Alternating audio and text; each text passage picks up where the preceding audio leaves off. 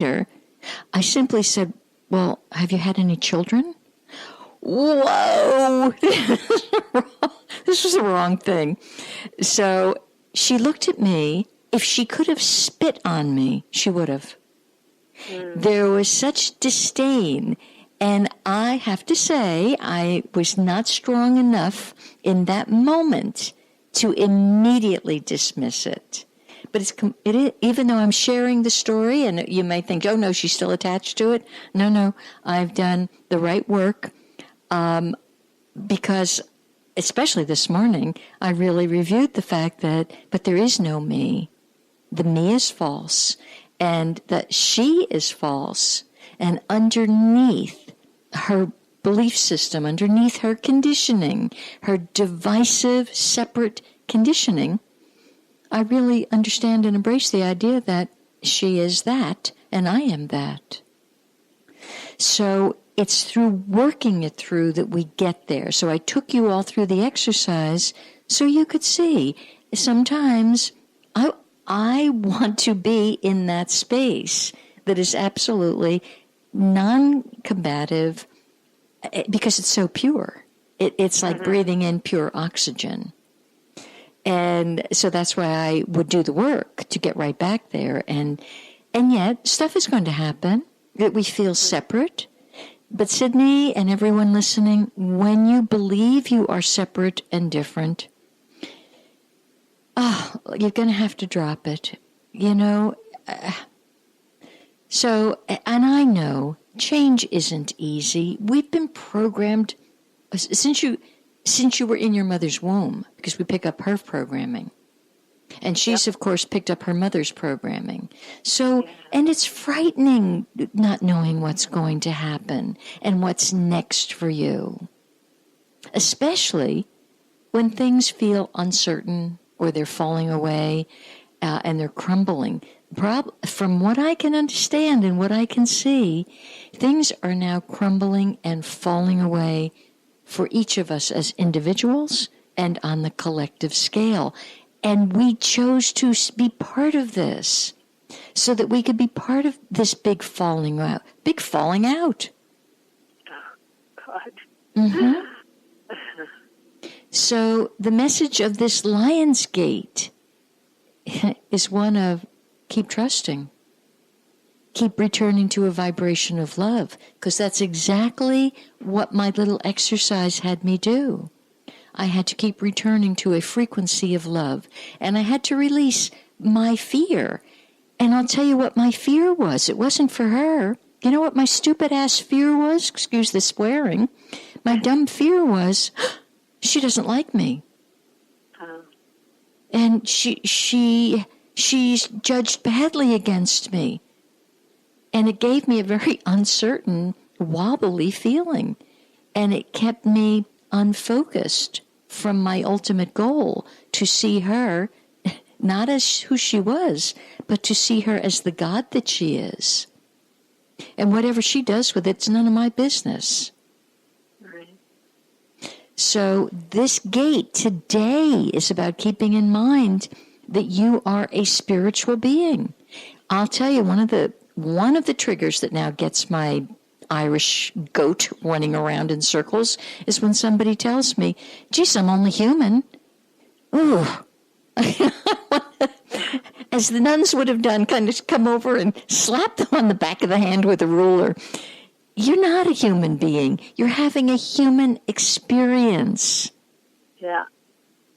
And these shifts and changes that are happening are here to serve each of us to align more fully with our true soul power, our true spiritual path.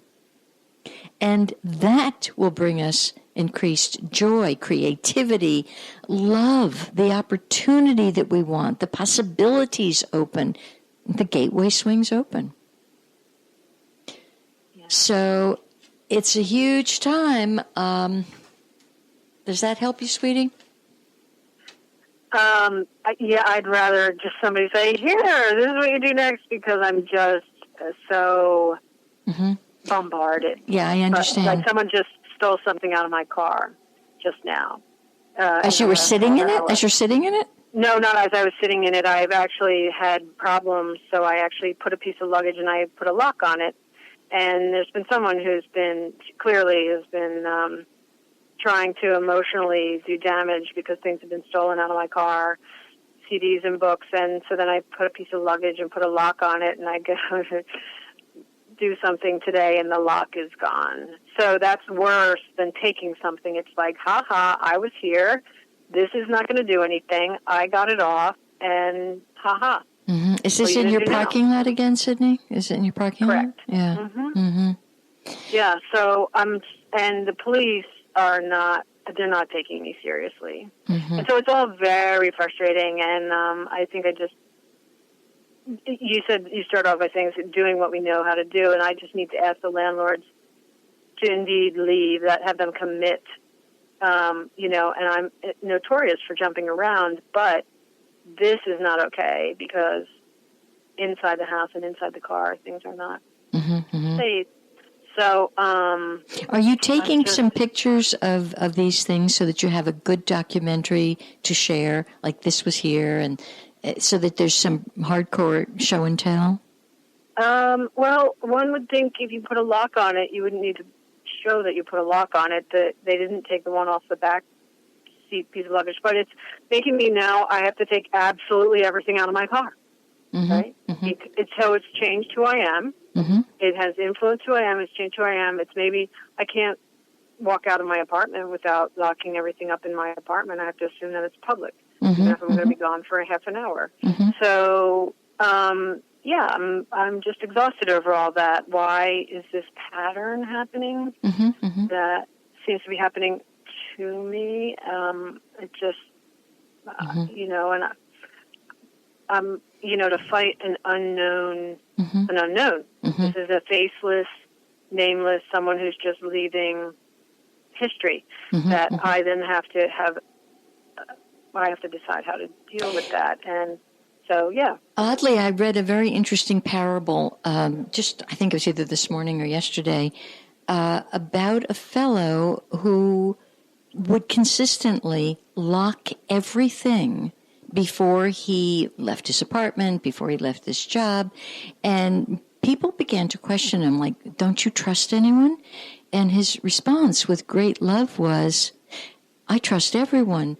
I simply don't want them to be exposed to suspicion.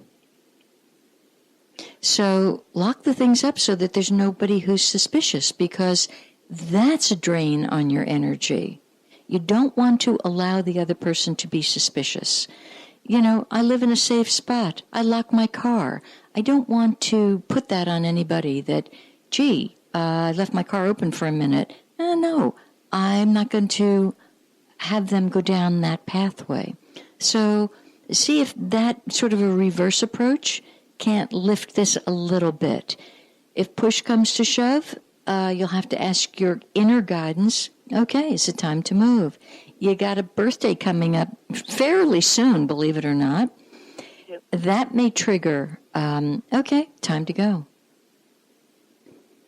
Well, I started taking things out a couple of months ago because this is uncomfortable. It hasn't stopped. Okay. And it's just getting worse, and it's invasive, and all that other stuff. So, and today, it being the Lionsgate, like, I do hope the energy's shifting. Saturday and Sunday, I'm going to an event that is to hopefully have more protection and guidance around such weirdness. Cool. But I'm I guess too tumultuous to want to have to even make my own decision, about it or whatever. Yeah. Get back in nature. Get out to nature. I know you're very good with nature. Yeah. You know that trick. Yeah. So we can talk more, honey, but I'm going to cover a lot today. Of course. All right. So thank you for calling in, and we'll talk soon. Fantastic. Thanks. Okay. Bye. Bye.